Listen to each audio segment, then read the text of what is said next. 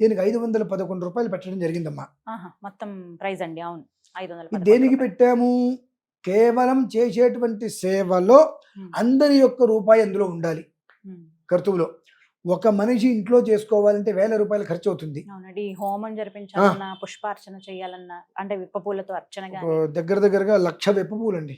దగ్గరగా ఏంటి, లెక్కేసుకుంటే 1,00,000కి పైనే వస్తాయి.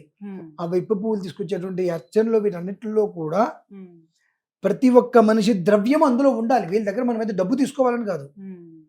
మనం మీరు ఒక అరకిలో విప్ప పువ్వు తండ్రి కష్టం అవుతుంది. మనం మీరందరూ రండి, రూపాయి కూడా కట్టక్కర్లేదు.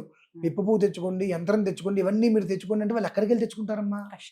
ఇవన్నీ వాళ్ళకి ఇబ్బంది అవుతుంది. కాబట్టి ఒక చేసేటువంటి ఒక మహావైదిక కర్తువులో సేవా భాగ్యంగా 511 రూపాయలు అనే దానికి ఇందులో రకరకాలుగా మీరు సంపాదించేస్తున్నారన్నారు. నేను నవ్వుకున్నా. సంపాదించుకోవడానికి ఇదేం బిజినెస్ కాదు కదండి.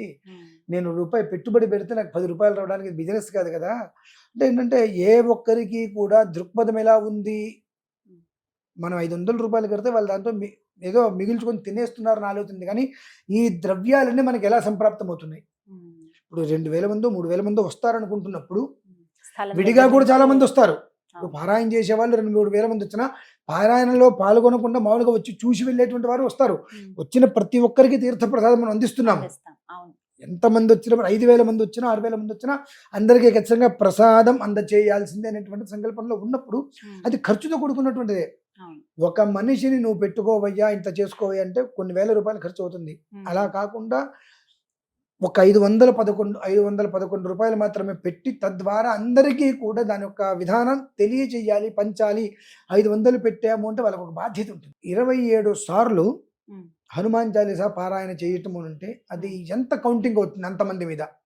అంత కౌంటింగ్ అంటే ఆ ఒక్క పవర్ ఎందులోకి వెళ్తుంది? ఆ యంత్రంలోకే వెళ్తుంది. లోహం కాదు. మళ్ళీ అది యంత్రం ఎలా ఉంటుందండి? ఆ యంత్రం లోహం కాదండి. ఎందుకంటే లోహం ఎందుకు ఇవ్వము అంటే కొన్ని చోట్లకి కొన్ని కారణాల రీత్యా ఇళ్లలో కొన్ని లోహపు యంత్రాలు యాక్సెప్ట్ చేయలేము, కొన్ని ఇబ్బందులు ఉంటాయి కాబట్టి. ఇప్పుడు మరి ఈ యంత్రాన్ని ఏం చేయొచ్చండి? ఇంట్లో శుభ్రంగా ఇంట్లో దేవుడి దగ్గర పెట్టే వాళ్ళు రోజు అర్చన చేసినా చేయకపోయినా దేవుడి దగ్గర పెట్టేసుకోవచ్చు. లేదా ఇంటి ముందు సింహద్వారం ఉంటుందండి, అక్కడ వాళ్ళు ఏదైనా కాస్త గమ్ము లాంటిది పెట్టి అతికిచ్చేసుకుంటే భూత ప్రేత పిశాచ బద్ధ బ్రహ్మ రాక్షసాది ఏవి కూడా గడప దాటి లోపలికి రావు. ఇంతకన్నా హనుమాన్ చాలీసా గురించి ఎవరికైనా తెలిస్తే, అందులో ఒక్కొక్క పదం గురించి అర్థం తెలుసుకోగలిగితే వాళ్ళ ఇంట్లో ప్రతిరోజు పారాయణ చేసుకుంటారమ్మా. ఇంకా